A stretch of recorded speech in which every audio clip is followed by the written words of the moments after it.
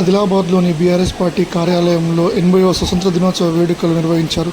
ఈ కార్యక్రమానికి మాజీ మంత్రి జోగు రామన్న గారు మరియు బీఆర్ఎస్ పార్టీ నాయకులు, కార్యకర్తలు అందరూ పాల్గొన్నారు. అనంతరం తెలంగాణ తల్లికి పూలమాల వేసి ఆశీర్వాదం తీసుకున్నారు.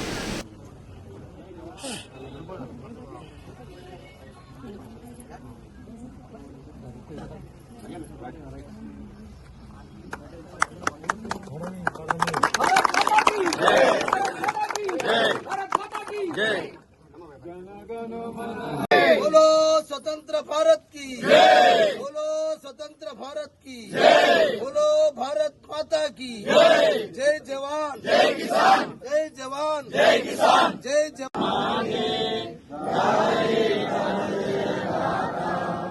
जन गण मंगल नायक जय हे भारत भाग्य विधाता।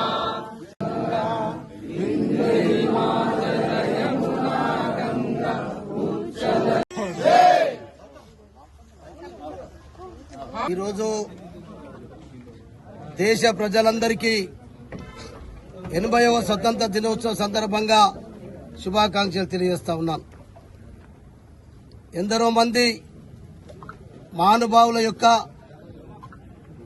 మరి ఈనాడు ఎందరో త్యాగాల ఫలితాల వల్ల మహానుభావులు ఎందరో మంది ప్రాణాలు అర్పించినారు.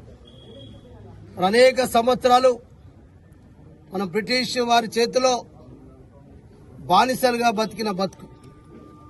కానీ మహాత్మా గాంధీ గారు కావచ్చు, అనేక మంది వారి నేతృత్వంలో మరి అనేక మంది ప్రాణాలు ఇచ్చి కూడా మన భారతదేశాన్ని స్వతంత్ర భారతదేశంగా తీర్చిదిద్దిన రోజు ఈరోజు. అందుకొరకే మనమందరం కూడా స్వేచ్ఛా జీవులమైనం. మన స్వతంత్ర భారతదేశంలో మనమందరం కూడా స్వతంత్రులమై మనకు మనం కులాలకు మతాలకు అతీతంగా మనమే మన దేశాన్ని పరిపాలించుకున్నటువంటి సందర్భం మరి ఆ మహానుభావులు కల్పించారు.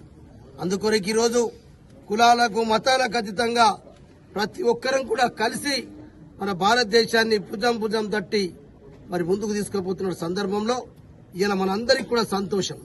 అందుకొరకు ఇలా ఘనంగా ఈ కార్యక్రమాన్ని జరుపుకుంటున్నాం.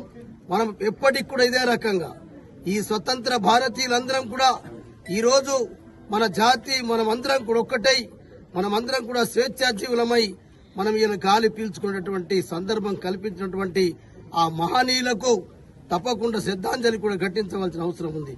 అందుకొరకే మరొకసారి కూడా దేశ ప్రజలందరికీ మరి ఈరోజు మరి స్వతంత్ర దినోత్సవ శుభాకాంక్షలు తెలియజేసుకుంటూ बोलो भारत माता की जय, बोलो स्वतंत्र भारत की जय, जय जवान जय किसान, जय जवान जय किसान।